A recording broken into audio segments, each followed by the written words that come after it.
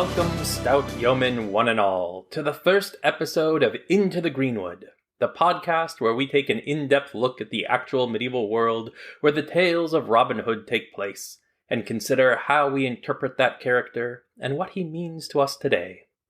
My name is Thaddeus. I'm an informal education specialist and history and folklore enthusiast. Put about as simply as I can, Robin Hood comes from a tradition of ballads, poems, and plays about outlaws that were being told in England in the late Middle Ages, roughly the late 13th century through the 15th century. The stories of Robin Hood in particular caught on and received further elaboration and development through the years in a way that essentially continues to this day. And while the character and what he's come to represent is adaptable enough that we've gotten retellings set everywhere from Prohibition-era Chicago to deep space asteroids, there is a definite time and place that we've come to associate with Robin Hood and his merry band. If you know anything at all about Robin, it probably includes the fact that his primary antagonist is the Sheriff of Nottingham, and that he lives in Sherwood Forest. Since the entire goal of this podcast is to learn more about the real world that surrounds these tales, I couldn't think of a better place to begin than the iconic locations of Nottingham and Sherwood.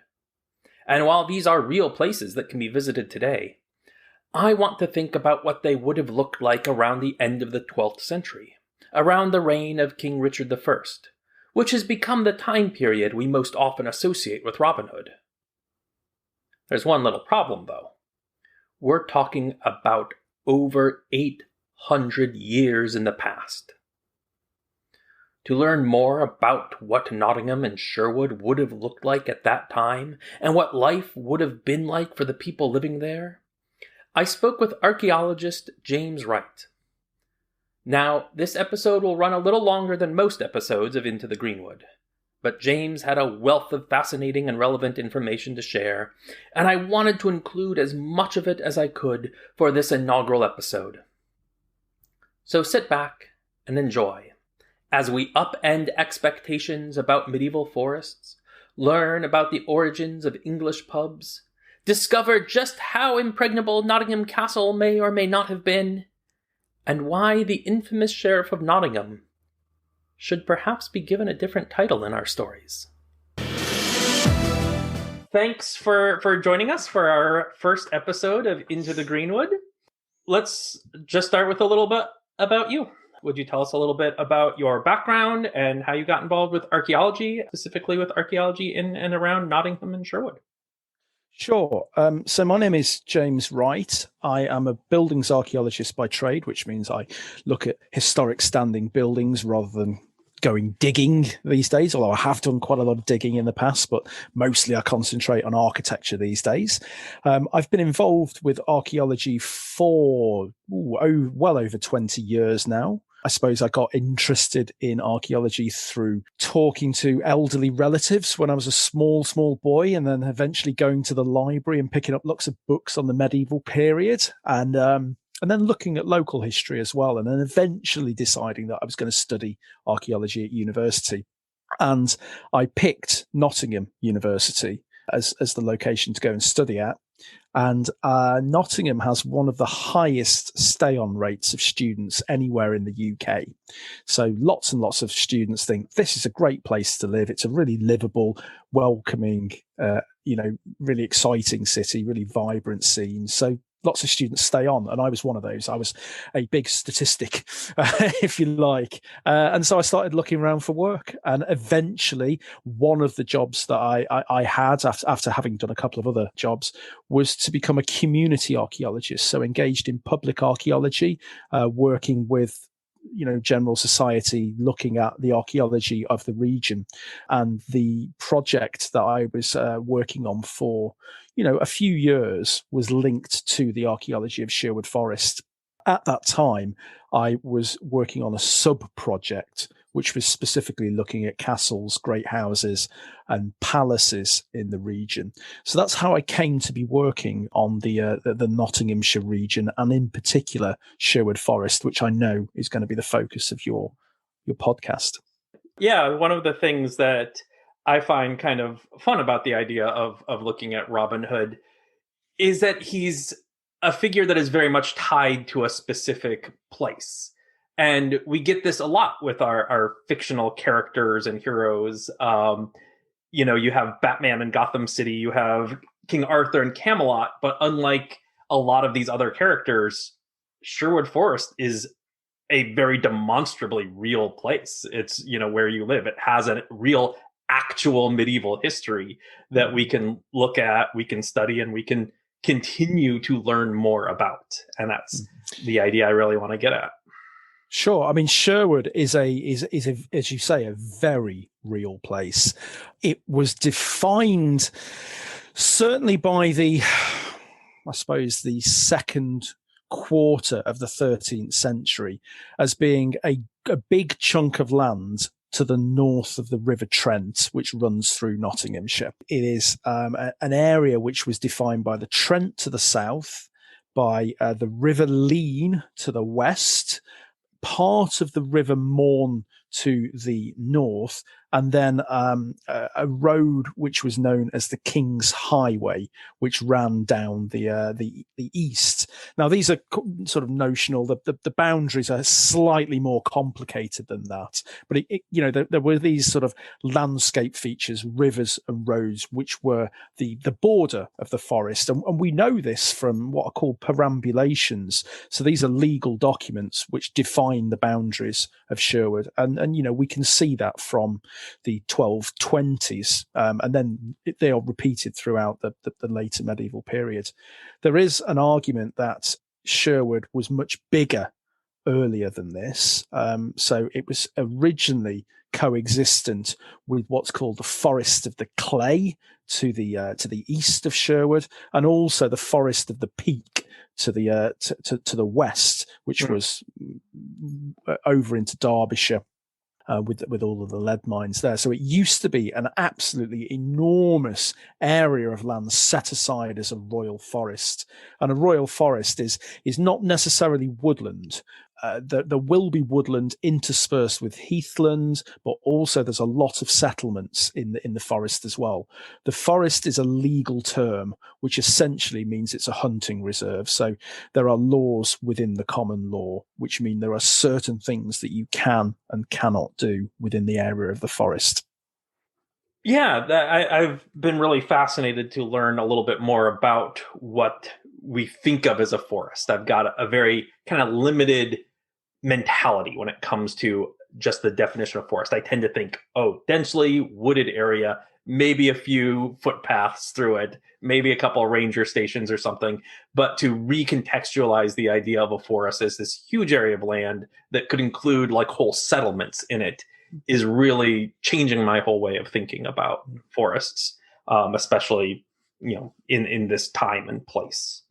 You mentioned settlements in Sherwood Forest. Is there kind of a general idea of how big some of these settlements could get to be and still be considered in the forest? Yeah. So we are dealing with the largest settlement that is within the bounds of the forest is Nottingham itself, which in the high medieval period, you're looking at maybe up to about 5,000 people, something like that. So it's a decent sized town. It's not yet a city. Nottingham doesn't become a city until the 19th century. It doesn't have a cathedral within it, but it's still, it's a county town. It's a decent sized settlement, but it's not enormous. I suppose by the early Tudor period, you might want to compare sort of 5,000 to 6,000 people in Nottingham with 30,000 in Norwich, which was England's second largest city. So, it's a reasonable town, but there are, of course, hamlets and villages within the forest area as well. I live about a mile or so to the east of Nottingham in a village in a suburb that is now called Sneinton, which was originally a village, a satellite village, completely self-contained. And in these villages, you're usually looking at maybe 200 to 300 people living in them at an absolute maximum. They're reasonable size, but they're not absolutely vast. And I can't remember the exact figure, but there's about 70 odd villages and settlements within Sherwood Forest itself. So, there's a fair degree of population. It's not a complete wilderness by any stretch of the imagination. So, what would be, the buildings like for the people living in Nottingham, living in these various villages and hamlets? Okay, the ordinary people, so mainly tenant farmers within these rural settlements within the forest, are going to be living in almost exclusively timber framed architecture. So we're not looking at stone houses really. There are some indications that the foundations may have been of stone, but then the substantive architecture coming off the top is going to be timber framed, and we can see this from documentary records. We don't have a huge amount of that timber framed architecture surviving.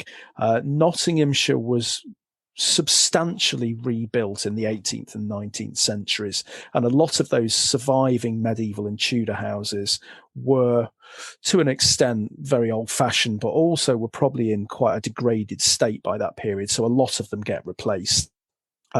We are to the very, very eastern end of the distribution of a type of house called a crook framed house. And crooks have slightly curving profiles to them. And we can imagine that they would look something like an upturned ship, something like that in terms of the shape of them. And they're cut out of the principal trunk of a tree. And they have these curving blades which support the roof structure. Now, these buildings are very common in the west of England, and they've become slightly less common towards the east. And we're about on the eastern end of that distribution. And there are a few which still survive in Nottinghamshire, and we are only talking about a handful of these things. There aren't that many. A lot have been destroyed. We know that some were destroyed during the middle years of the 20th century, for example. The thing about these buildings is they don't really lend themselves to conversion later on, because the curve of those timbers don't really allow for upper floors.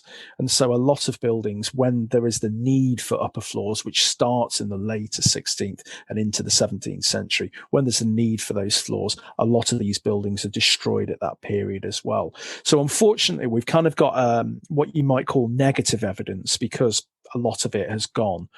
To the best of my knowledge, we only have one or two buildings dated to around the year 1200 surviving in the county. And to be honest with you, I've never seen the interior of either of them, because they are privately owned. But we do have some survivals, but they're quite limited. And so those are single story buildings. About how large are they? How many people might we expect were living in one? They are, we know a little bit more from archaeological excavated examples, and also other versions of these buildings which survive beyond the county. They are perhaps 2 or 3 bays in length. We're not talking particularly substantial buildings. They would be divided by these crook blades into different bays, which are different areas of the building. And usually what you would expect in the medieval period is to walk into a central entrance passage, which will go from front to back of your house. You'll turn one way into the service bay, which is where you might have your storage. Kitchens at this period are usually kept separate structures, or they are entirely cooking externally. You would then go the other way into your hall, which is a multifunctional space, which is definitely open to the rafters, with an open fire and smoke percolating from that fire through your thatch. And then beyond that, you might have a slightly more private parlour. Now, this is at the maybe an artisan level or a yeoman farmer's level. At the real tenant farmer level, the much more reduced means, we might see something much simpler, which might be a single or just 2 rooms. they might be much smaller and much rougher in construction. But again, we don't quite know enough about that because we don't really have any of them standing. But they're not huge buildings by any stretch of the imagination. We would think of them as a cottage rather than a house. And many of these buildings have actually been remodeled and had things added to them. But sometimes we can get down to these, much smaller originals by surveying them archaeologically. And so what are they using for insulation at this time? How are they kind of doing up their walls? What are they using for their roofing? So if you think about the timber framing, which provides the structure of the houses, the infill, which is the bit that goes between the frames, goes between the principal trusses of the building, are going to be filled out with things like wattle and daub, which is where you've got woven hurdles of maybe hazelwood, that kind of thing, to provide a kind of quite a bouncy framework actually, and then that's solidified by slorming dung and lime and sand and mud within that to create a wall surface, and it's a solid wall construction with this hazelwood hurdling in the middle of it to give it some sense of stability, which the daub actually hangs off and sticks to. And we do get some survivals of this. We also have a tradition, particularly in the south and the eastern part of Nottinghamshire, of what's called cob walling, and this is solid mud construction. So there's not necessarily a hurdle within there, a woven hurdle. It's solid blocks of mud which are created, and we do get some quite surprising survivals in cob walling in this part of the world, but they do tend to be much later. They tend to be 16th, 17th, 18th century in date. Again, the surviving buildings that we have from the 12th century in this part of the world tend to be stone built and much more high status. Right. Makes sense. I can see how a stone building might be more likely to last than one of the wattle and daub with hazel lattice work. Yeah. I hadn't heard of the phrase cob walling before. I spent a lot of my childhood in the American Southwest around adobe construction there, that was some of which was quite old. And so I've got this idea of, kind of very ancient, kind of baked bits of mud with straw in there for supporting the structural integrity. Is the cob walling kind of similar in that regard? Would there be straw and all worked into that? It's similar, but not identical. We call it cob walling here. If you go over the county boundary to the east into Lincolnshire, they call it mud and stud over there because it has got some timber elements in there as well, and they're referring to that timber framing as well as it. So depends where you are in the country how it's referred to, and you get this with a lot of lower status architecture, what's called vernacular architecture. It will change in its terminology, in its style, and in its building materials according to where you are in the country, but also where you are in time as well. So essentially, vernacular architecture will change according to time and space. I can only really speak about the East Midlands because that's where I live and most of my work occurs. I've also done quite a bit of work in the southeast as well. And I can tell you now that the architecture of the southeast during the medieval period looks remarkably different to what we have up here in the East Midlands. I'm really fascinated by this idea of the vernacular architecture, and there being, these different terms for the same or similar styles. I like the term cob walling a lot. It invokes the idea of like cobwebs, which also has that structural component. I would be afraid to Google the term mud and stud for fear of what I would find. I think you probably find lots of vernacular architecture geeks because there are a lot of us out there. I belong to something called the Vernacular Architecture Group, and there are subgroups within this quite ancient and august society which specialize in different types of construction and some of those are people that specialize in mud and stud architecture. So I think we'll be pretty safe on saying that you'll actually come up with the stuff that you're actually looking for. That's good. Glad to hear it. That's certainly what I would be looking for, at least. So, segueing to the idea of the stone buildings being the ones that are most likely to stand, and you were saying how you started with this project of kind of surveying manors and castles in the area. What can you tell us about what sort of castles and castle type structures would have been around circa 1200 in that area? Well, firstly, it's worth noting rather than that what I started off doing with the Castles of Nottinghamshire project, which ran from 2004 to 2008, was that we were principally looking not at big stone constructions such as those at Nottingham and Newark. We were actually looking at earth and timber sites.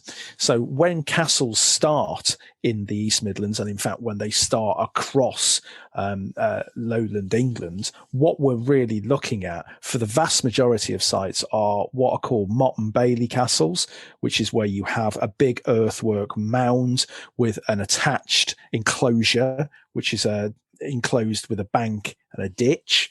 And you can have multiple baileys, multiple enclosures beyond that.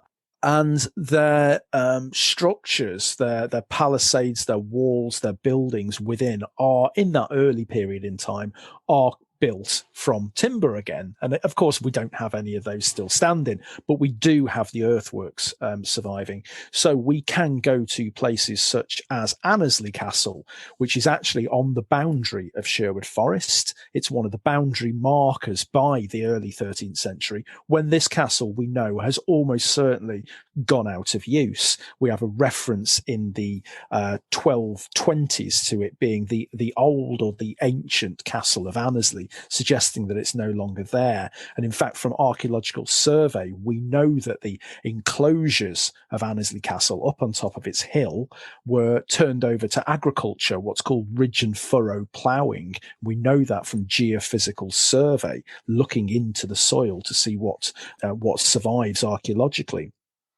And so we got a glimpse there of a castle that had probably been built maybe around 1100, late 11th into the earlier 12th century, and then had gone out of use maybe 100 years later. And the site had then moved down the valley a couple of miles to where Annesley Hall was built. And this is right down in the River Valley next to a parish church. We know that the hall, which was probably built of timber framing, had a crown post roof, because in, I think, the 1950s or 60s, it was found in situ, encased within later structures. So we can probably see the lords of Annesley deciding, well, actually, that old site on top of the hill, it was a bit remote. We didn't have water up there. We want to go and live in some more comfort. We want to be closer to our parish church and our settlement. So we'll move the site. Then the old castle sort of dies away, to all intents and purposes, becomes a boundary marker. So that's kind of the repeated story across much of Nottinghamshire, that we have these earth and timber motte and bailey, or sometimes ringwork sites. And a ringwork is where you don't have the motte, you just have the enclosure with the buildings inside it. We have a lot of these buildings proliferating. We probably have 12 or 15 motte and bailey castles, and then gradually they go out of fashion. But some of them are actually repurposed or upgraded. So we have pretty good evidence that, for example, Worksop Castle, which is to the north of Sherwood, is upgraded to stonework. The site has lots of weathered pathways across it, and where the passage of feet has worn away the grass and worn into the ground, we can actually see that there are stone walls appearing out of the old motte and bailey castle.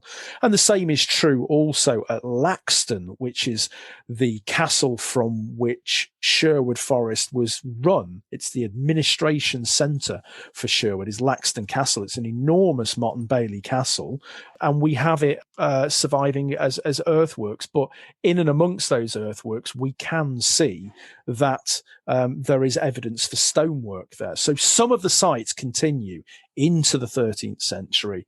Nottingham Castle, of course, is one of these. It probably starts off life as an earth and timber Motte and Bailey Castle on top of its great stone cliff face, and then is gradually transformed by the monarchy into stone. And that's how we come to know more about these sites, because we actually get upstanding stonework surviving. At Nottingham, the earliest stonework we have above ground is from the 1250s.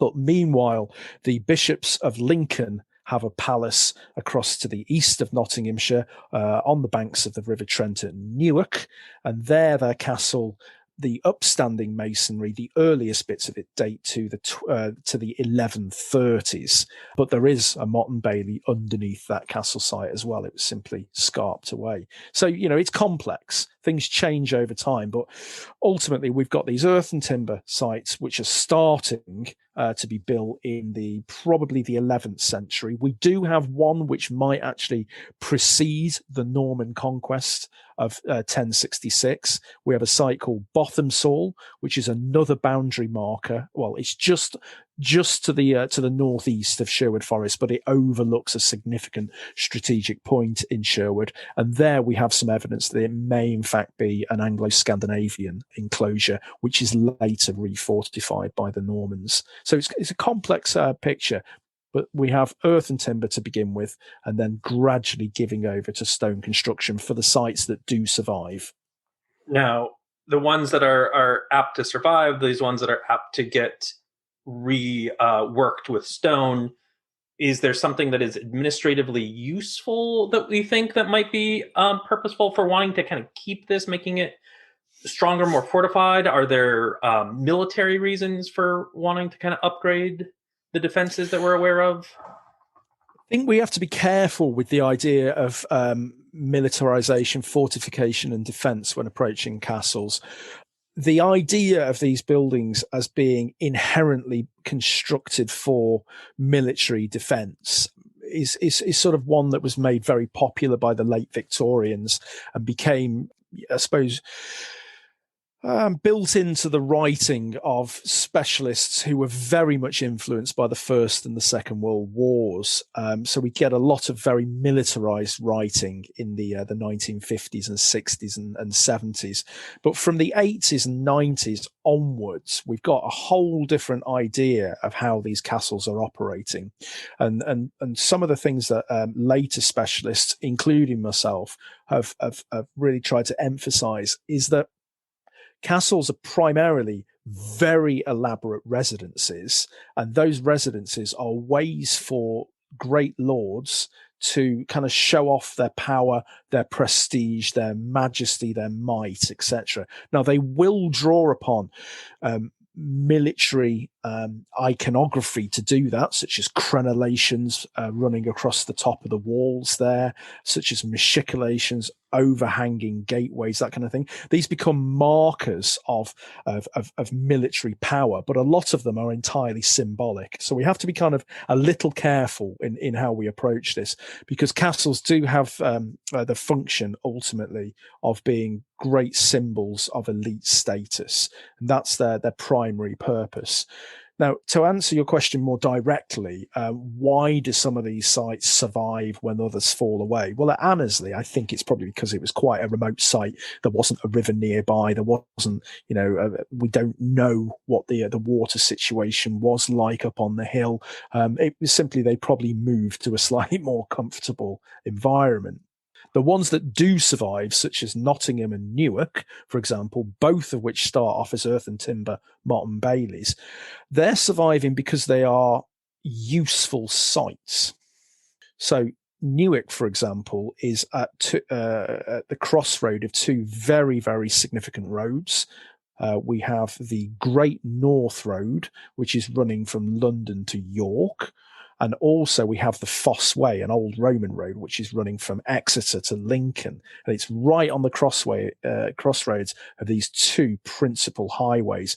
But it's also where the River Trent is very navigable too, and there's a ford of the River Trent there as well. And the Trent's a very significant river in England because it is the traditional boundary between the north and the south, and it was considered to be so important that we have a reference to Henry I, the king, that whenever he moved north of the Trent, he would double his bodyguard because the north was seen to be so rebellious and full of outlaws, and there was the threat of raiding Scotsmen, that kind of thing. So Newark, you can see, is a very strategic hub in the landscape, and this is why the bishops of Lincoln chose to put it there. But it also has a great economic role as well. So the bishops are actually looking after the market as well, and they're receiving huge amounts of income. So there's a real tie there between landscape, economy, but also religion in the forms of the bishops. And that's just one site that's turned over to this great stone castle, of which we have about 20% surviving. Right. You mentioned these bishops having, one of these remaining stone castles. And it certainly was occurring to me whether or not they would have a castle for that purpose of status and impressiveness as opposed to defense, because I certainly goes against images I have, at least aside from Odo with 1066, of bishops actually going to war, but wanting to impose a sense of impressiveness upon the locals around them is much more in keeping with my understanding. Well, it certainly makes sense because the chap who's responsible for commissioning the new castle at Newark in the 1129 is really when he founds it, but it's or refounds it, but it's the building work all occurs in the 1130s. He's a fella called Alexander the Magnificent. So his title gives you a clue as to what he was like in life. Alexander the Magnificent, and he builds this magnificent castle. But he's not the only one in our area, in the Sherwood area, building great houses in a sense. So slightly later on in the 15th century, we have John Kemp, who is the Archbishop of York, and he builds a very, very well-appointed palace at Southwell, which is about 10 miles to the northeast of Nottingham. And this is in association with a great Minster church, which is part of the Archdiocese of York. And the Diocese of York are also involved in building a great house of residence at the very, very top end of the county at a place called Scrooby as well. So we do have lots of buildings which go up for these churchmen. And it's worth thinking of churchmen not just being holy souls either. They are quite often political entities in their own right, and they hold vast estates, and they do get involved in the political shenanigans of the day. Yeah, so on the topic of religious men, you did in our earlier emails mention a couple of monasteries that are in the area, Rufford and Worksop. I was kind of wondering, what do we know about when they were founded, how big they were, how self-contained they might have been? Well, the sort of history of monasticism in Nottinghamshire probably starts in the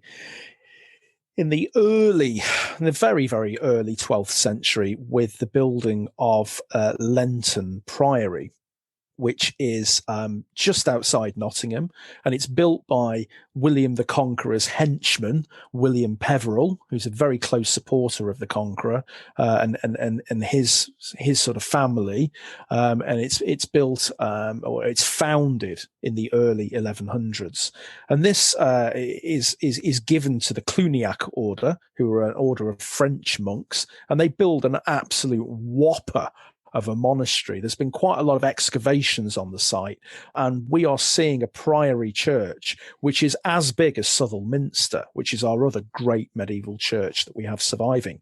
Now, very little of Lenton Priory is still available to see above ground. There's one pillar from the ambulatory of the East End that survives. There is a bit of a slightly later in what's probably the infirmary chapel, and then there's also the font from the church as well. The font was actually big enough to immerse people in. It's one of those immersion fonts. They're quite rare, to be honest with you. But that's the kind of the beginnings of monasticism in the county. And then gradually, as the medieval period develops, we start to see more lords thinking, well, I want to show my great piety. I want to make sure that I get some time off from purgatory by doing good Christian works. And it's a pretty well established phenomena that if you're a lord, you have to show off your lordship using your Christianity. It becomes an inherent part of showing off your power and prestige in the same way that constructing a castle does. But of course, there are people who are constructing because of their genuine piety as well. It's a complex pattern.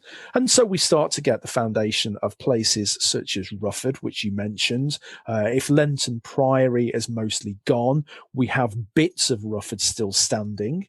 Here it's the Cistercian order, who are a very austere group of monks. They like to go out into the wilderness, and quite often they get involved in quite developed agriculture. They drain the fens. They bring sheep farming to Yorkshire, and they go into Sherwood Forest. They found a monastery at Rufford. The patron there is a fellow called Gilbert de Gant, who'd been a very naughty boy during the Anarchy of Stephen, which is a civil war fought in the middle years of the 12th century. And Gilbert de Ghent, he burns Pontefract Priory, which is a very naughty thing to do in the medieval period. And, he risks excommunication, etc. And so in great abject apology, he founds Rufford, and he uses his money and his estates, and he builds this, he pays for the building of this new abbey. And we have bits of it surviving, which do date to the later end of the 12th century, the period that I know that you're interested in. And here we have what's called the lay brothers dining hall. Essentially, the lay brothers are not necessarily the monks who sing mass 8 times a day. They're allowed to have some time off from singing masses to go and work in the fields. And we have the lay brothers dining hall, which has beautiful rounded columns supporting a really, really fine ribbed vault ceiling. And adjacent to that is a slightly less later vaulted storage area. And these two structures are coexistent with each other, and they support what was called the lay brothers dormitory, where they would sleep at night. So there's not much of Rufford left, but again, like Lenton, it's had excavations over the years, and we know something of its plan. It's later turned into a country house after the Reformation. So yeah, we have these great monasteries which are founded. There are others as well, such as Newstead Abbey. It's actually a priory in the medieval period. It's later made famous as the house of the poet Lord Byron, and there we have the cloisters surviving. The church is largely gone, although the west front does survive, but the cloisters survive. So we've got that, which has then been turned also into a country house, but we have much more of that surviving than we do at Rufford. So yeah, there's lots and lots of monasteries that start going up in this particular period that I know you're interested in particularly in the 12th century. And again, we have places like Worksop Priory as well, which the church there survives. Can we estimate about how many monks there might be in some of these monasteries? Off the top of my head, I can't remember specific figures for the numbers of monks, but we're looking generally at sort of 10 to 30, somewhere in that area. And it will fluctuate through time as well, depending on recruitment, depending on the wealth of the abbey as well. But it tends to be about 10 to 30 monks in the Nottinghamshire monasteries. Yeah. And we mentioned earlier various villages and all that might be around in the Sherwood Forest area. Would there usually be a single church in one of these villages that would be serviced by a priest that lived in that same village? Usually, but not always. So most of the more substantial manors will have a parish church, which will usually be founded and paid for by the lord of the manor. And we do have, a lot of medieval churches surviving, or if not the entire church, then there will be a bit of the church which survives from the medieval period. And we do have some lovely 12th century examples of that.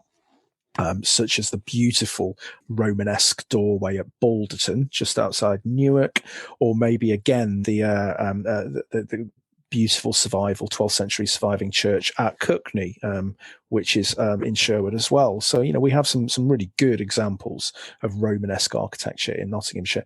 Some of the churches, actually, which we do have are places such as Worksop Priory, where the church has actually survived the Reformation in the Tudor period, and the monastic church has become the town's church in the later period as well. So that's actually how we get some of our Romanesque survivals. But yeah, generally you would have a parish church within the manor. Sometimes you do get settlements such as King's Clipston, which is right in the centre of Sherwood Forest, where there was apparently never a medieval parish church, and the villagers would have to walk a couple of miles up some green lanes through the fields to nearby Edwinstowe, where there is a medieval church. And that might be affected by the presence of the royal palace at Clipston. The Plantagenet monarchy built themselves a dirty great palace, about 7.5 acres in size within the enclosure. Absolutely vast place in the 1160s, and then redeveloped throughout the 13th and 14th century. And we know for a fact that there's 3 chapels within that enclosure, and then just outside of it, there's also another chapel as well. So it might be that there was quite a lot of religious provision, and because a lot of the people who were involved with the maintenance and running of this palace were local villagers, it might be that they actually had permission to use the royal palace's chapel, its great chapel, in there as well, which might account for the fact that we don't have a church in the village really until the early 20th century. They're going off to Edwinstowe in the post-medieval period. So it might be that in the medieval period they're using the palace's chapel. But yeah, it's, as I say, it's a complicated picture. So another thing I've been wondering about with this idea of the forest law that existed, and I've got this notion that the forest law could be very, very strict in terms of how much wood could be cut down, how much even firewood could be collected. So I was wondering how this ties into our buildings. Does somebody have to get special permission from a legal authority before they can construct a new house? And then are they taking the timber from Sherwood Forest, whatever the nearest wooded area within the Sherwood bounds would be? So the forest law, I think I said right at the very beginning, is essentially a law within the common law. So it's an extra layer of legal administration for the area within the bounds of the forest. And principally, the forest law is there to protect the beasts of the chase, the king's hunting reserve. And it's not just the beasts themselves, but it's also their habitats that are being preserved and protected according to these laws. So, the laws can be quite stringent, as you say. They can be quite restrictive. So, for example, if you live within the forest environment, you're not allowed to take your horse and cart off the highway into the woodland or the heathland, because obviously that could give you the ability to then stack up timber that you might be felling there. There are restrictions on the carrying of bows and arrows to stop the temptation to go poaching, although poaching happens all the time. It's in the courts constantly. So the laws, might be quite stringent, but it doesn't stop people going poaching. And also at the very highest level of society, in the 1280s, the keeper of Sherwood Forest, Robert de Everingham, is brought up in court for poaching, and he's the man responsible for stopping people poaching. So, everybody's at it constantly. But there are these laws, and you can't take your bow and arrow into the forest. If you own a dog, you have to have its claws clipped, again, to prevent it from chasing and bringing down the beasts of the chase. And, traditionally and famously, of course, it's the king's deer, which appears so often in the Robin Hood stories, right? Which is being brought down by poachers.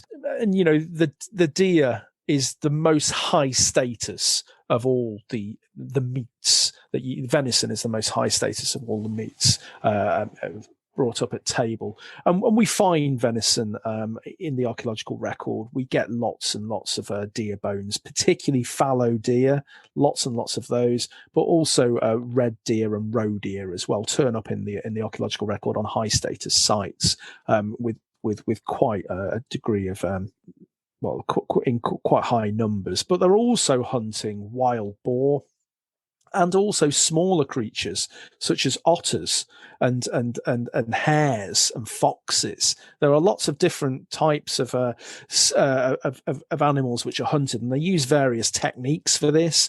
So they will engage in what's called the bow and stable technique, which is where you drive lots of animals through the woods, and they'll have hurdles to channel them. They'll drive them into valleys, and then they'll pick them off from particular standpoints known as stands with bow and arrow. Are they driving them by kind of like beating the bushes and having dogs barking? Yeah. It takes a tremendous number of people and you get a tremendous number of animals. And it might be that you do this if you've got a big feast, for example. But the most high status form of hunting is called par force de chien. And this is where you select a stag, a single stag, and then you chase it across the landscape on horseback with your dogs. And these chases can go on all day. And then the kill is quite ritualized as well. And it's often done with a sword. So there's different types of hunting. Hunting is all about sort of social bonding and military training as much as it is meat provision. In fact, it's probably more about social bonding than it is meat provision. So, you know, the intention, therefore, of the forest laws is to create a hunting reserve so that the animals of the chase are not only kept safe from everybody else that lives in the forest, but also so that their habitat is kept safe as well, so that the woodland, the heathland is kept safe from change as well. Now, you asked me about how does this affect building within the forest, and yes, you would have to go and get permission to cut down timber.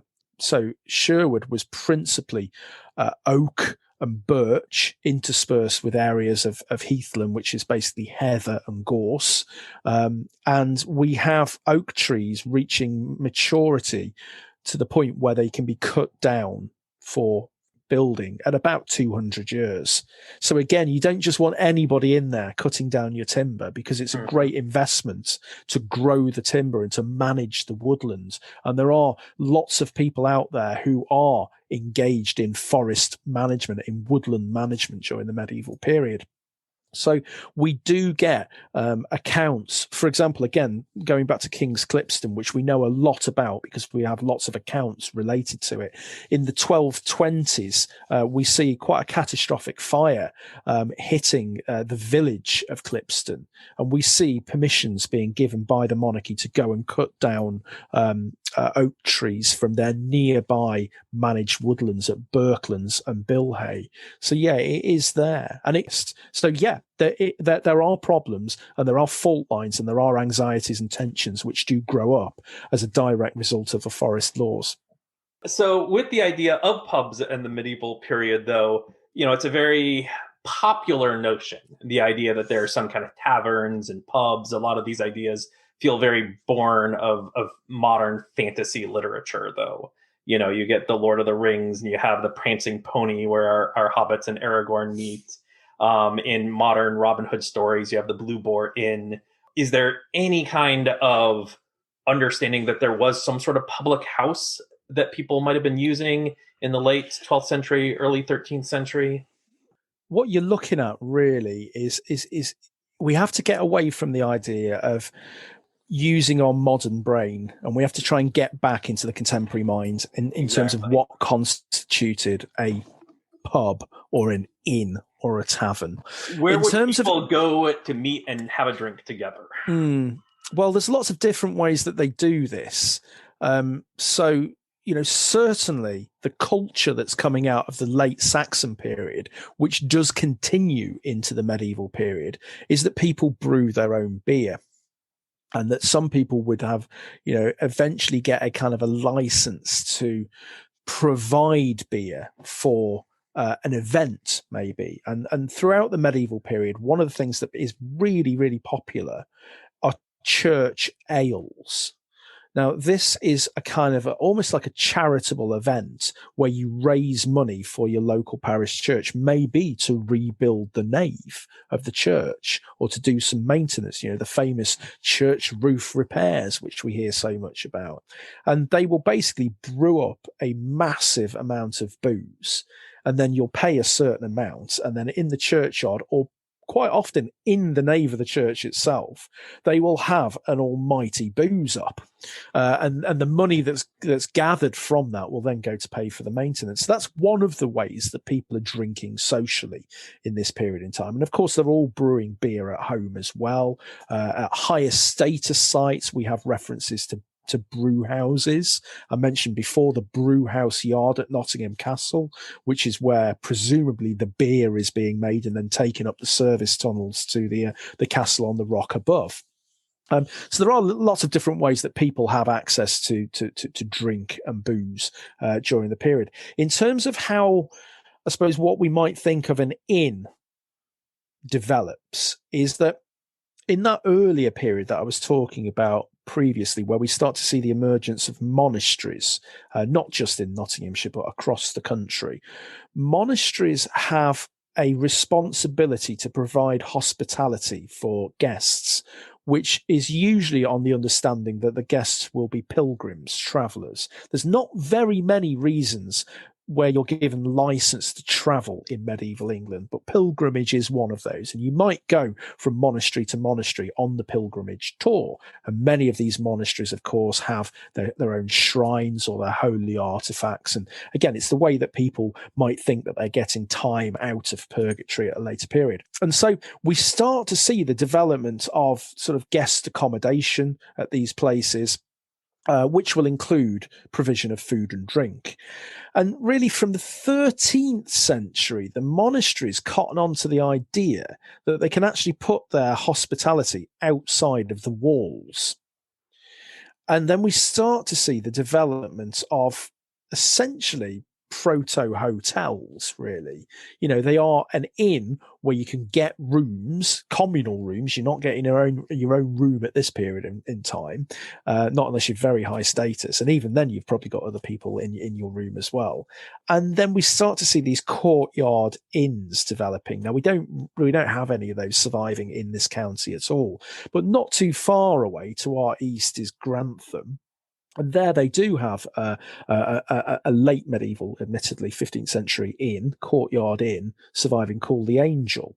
And there you go through a portal, a big stone frontage, and there's a gate, and you go through that, and you come into an inn yard, which would have had galleries, oversailing galleries with rooms, and there'd be a great hall where you'd be able to get a beer and that kind of thing. And that's kind of what happens, is that you start to see monasteries basically providing extramural hospitality, which eventually develop into inns as we would know them.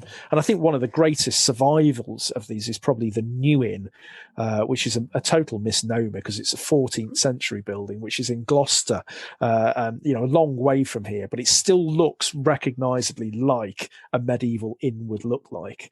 And then later on, of course, in the post-medieval period, these inns start to diversify, and in London in particular, and then also, I must say, in the provinces as well, we start to see them used as venues for theatre.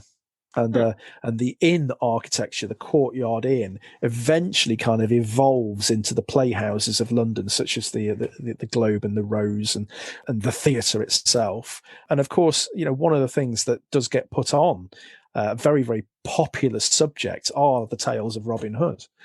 So there is a nice connection there between the subject of your podcast and these inns. In the post-medieval period, we do have evidence for the Robin Hood stories being dramatised and put on in these pubs.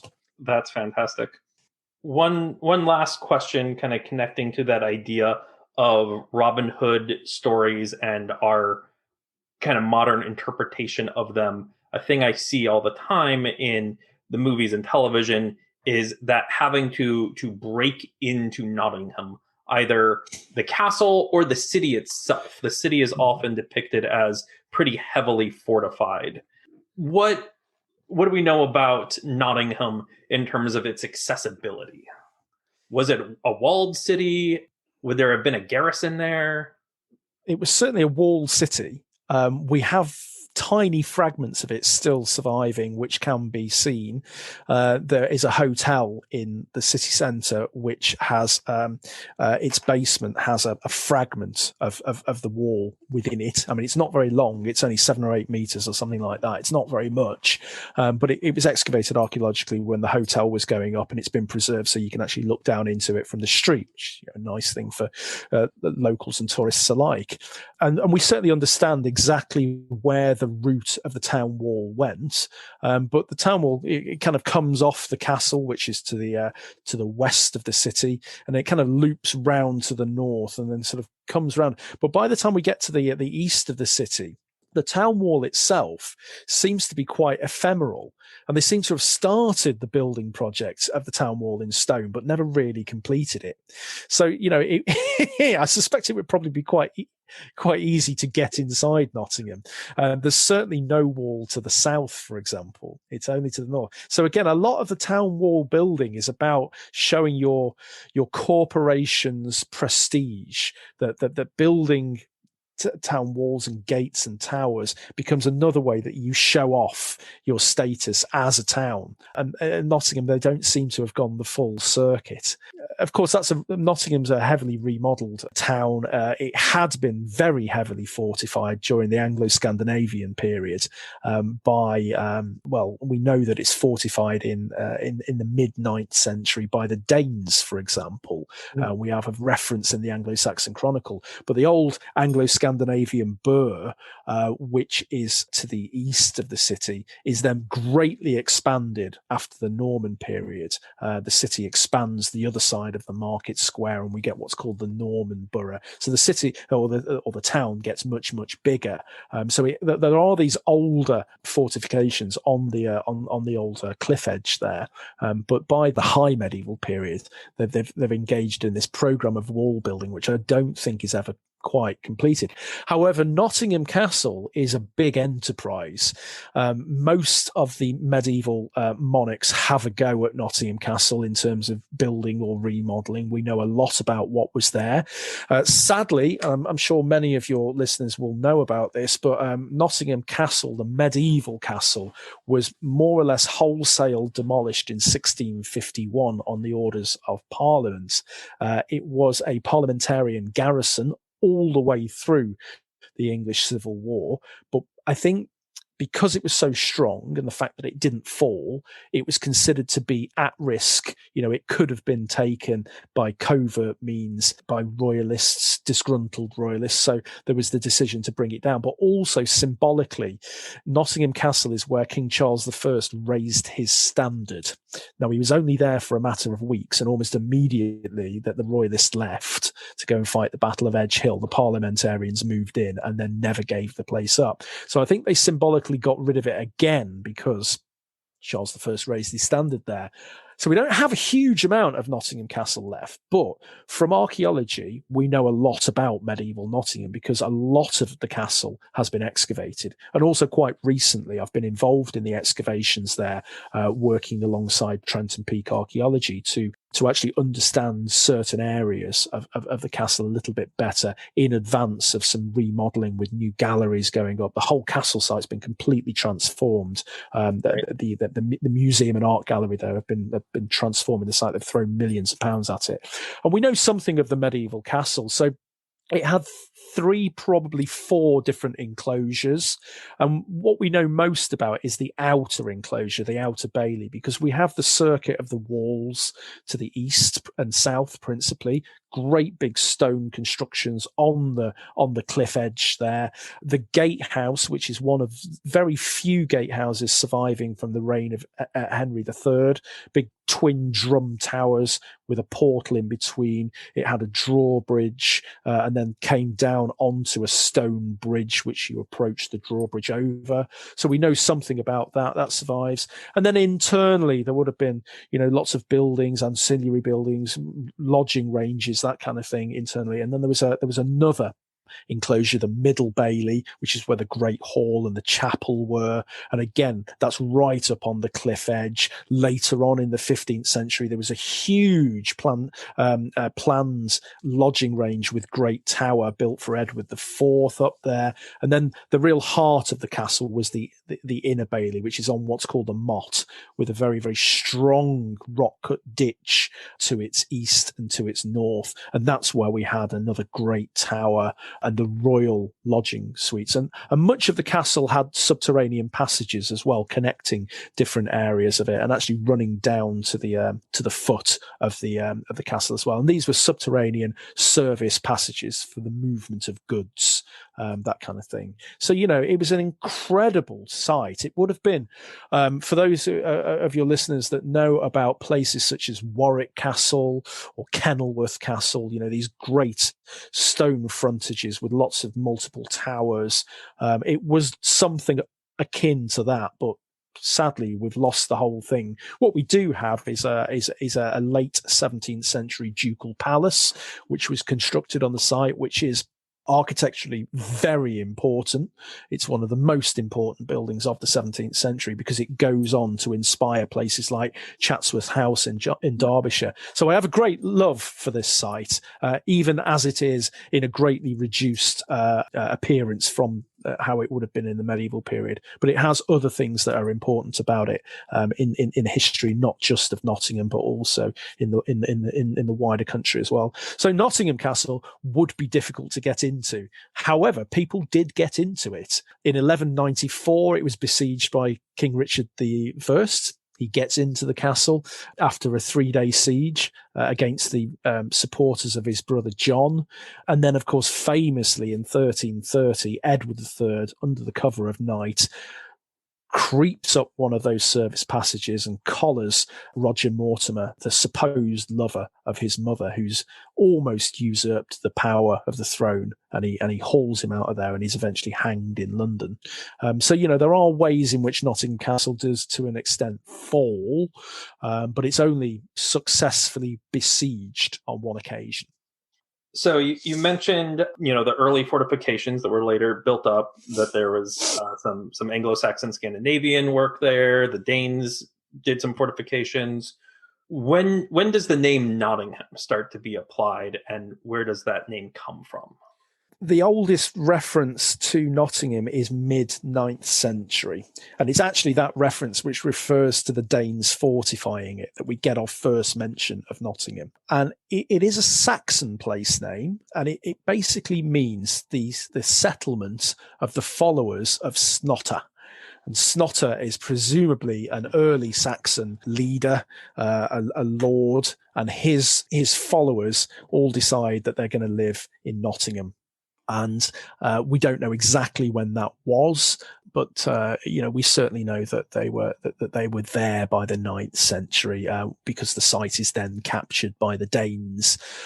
The actual homestead where Snotter himself lived is exactly where I'm sat now, which is on the hill to the east of Nottingham, which is the town of Sneinton. And Sneinton and Nottingham have the same root. Snotter lived in Sneinton and his followers lived in Nottingham.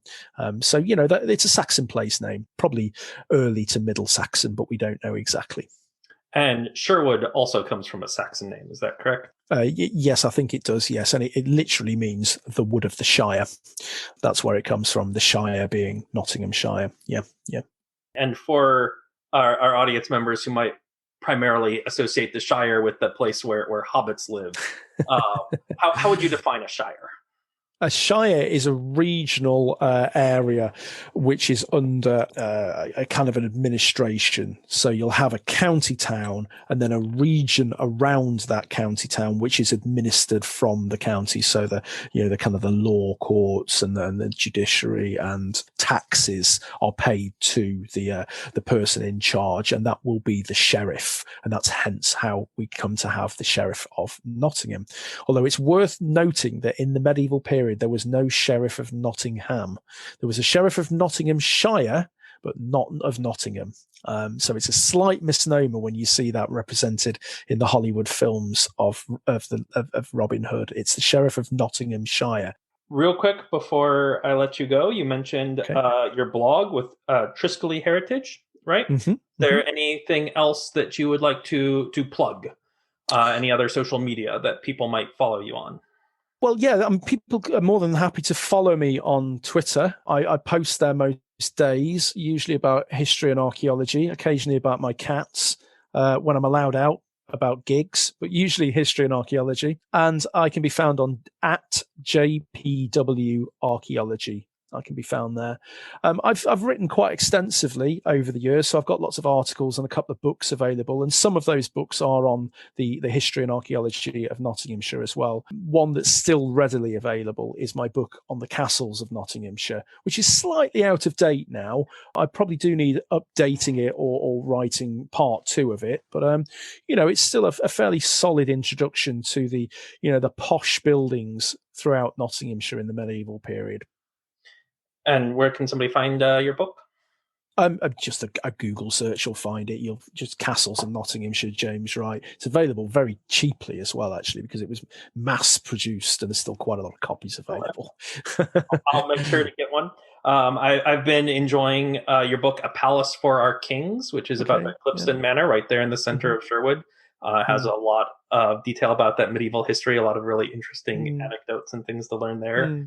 I was able to find the Kindle edition quite readily. Yes, it's only available on Kindle now. All of the physical copies sold out years ago, and we decided not to go down the reprint route with that one. But yep, still available via Kindle. Yep. I've got other books in the pipeline at the moment, but that they're either written and awaiting publication or are still in the writing process. But yeah, over the years I've written lots of things. My website, which you mentioned very kindly earlier, Triskelly Heritage, does have a full list of my publications on it. Also my broadcasting as well, because I do quite a lot of podcasts and vlogs. Such as this one, and I've done various bits of TV as well, and there's links to all of that there. So if people are interested in finding out more about some of my research, it's all on the website. All right. Thanks very much. One final question. Okay. Do you have any particular favorite pop culture representation of Robin Hood? Oh yeah, absolutely. 100%. I know we've kind of skirted around the Robin Hood issue because in our emails I sort of said I'd like to keep it quite focused on the real history and archaeology, but I am genuinely interested in the Robin Hood myth. I do think that there are certain things about the Robin Hood story as well which do relate in a sense to the real life world. This idea, I think Robin Hood is probably coming out of that tension between lordship and the peasantry. In particular, I think it relates to food and access to food in the later medieval period, particularly in the period of the Great Famine of 1314 to 17. I think the stories are probably coming out of that period. Certainly the earliest representations of the Robin Hood myth do refer to the king as being Edward rather than as Richard or John, for example. So I do think there are, some wonderful tales, and I've been reading the stories of Robin Hood for many years. Latterly, I've been reading lots of academic literature on the subject. But yeah, I do enjoy the TV representations and filmic representations of it. My favorite is the first version of Robin Hood that I ever encountered in the earlier 1980s on ITV, the British TV station, and it is the Michael Praed version, Robin the Hooded Man. And what I particularly like about that is, firstly, there's some damn good actors in it. You've got a very young Ray Winston, for example, is in it. Richard O'Brien is in it. Phil Davis is in it. There's some good people in there, and some people who went on to some quite big things. But what I really like about it is the darkness of the tales. There's a real sort of Gothic, Celtic terror about some of those representations. They only ran for 3 series, and I've got all of them on film downstairs, and I really like the way that they didn't shy away from some of the sort of more repellent aspects of the stories. There's quite a lot of paganism about them as well, and I find them really genuinely compelling. And I've recently been rewatching some of them too, and I think they stand up. They're possibly a little dated, but they still do stand up much more than a lot of the films do. For example, there isn't a Hollywood movie of Robin Hood that I like. I don't enjoy any of them, but the TV series Robin Hooded Man, I do like. Yeah. Yeah, thanks so much for your time. This has been a lot of fun. No, you're welcome. You're welcome. So, great. Thanks for asking me. Thanks for agreeing. It's been a pleasure to spend a couple of hours talking to another Nottinghamshire nerd. My thanks again to James Wright for taking the time to share his knowledge and expertise with us. There are some fascinating discussions that were cut for time, including a discussion of the 3 extant pubs in Nottingham that all claim to be the oldest in England, and how Errol Flynn's swashbuckling antics helped to popularize a myth about medieval castle construction that pervades to this day. These discussions and more will be made available to our Patreon supporters. So if you're interested in hearing more, getting access to other rewards, and of course helping to support the show, head over to patreon.com/intogreenwood. You can also help by chatting us up to your friends and sharing us on social media. We're on Twitter as @intogreenwood, and you can reach us directly with suggestions and comments via intogreenwood@gmail.com. You can follow today's guest, James Wright, via his work at Triskelly Heritage. That's Triskelly, TRISKELE Heritage, or follow @JPW Archaeology on Twitter. Into the Greenwood is produced and edited by me, Thaddeus Papke, and made possible by the support of our listeners. This week, we have a very special thanks to our first backers on Patreon, Emily Holt and Roger Papke. Your encouragement and support is invaluable, and I cannot thank you enough for being the first to join our merry band of scoundrels in the Greenwood. Until next time, may your aim be true, my friends.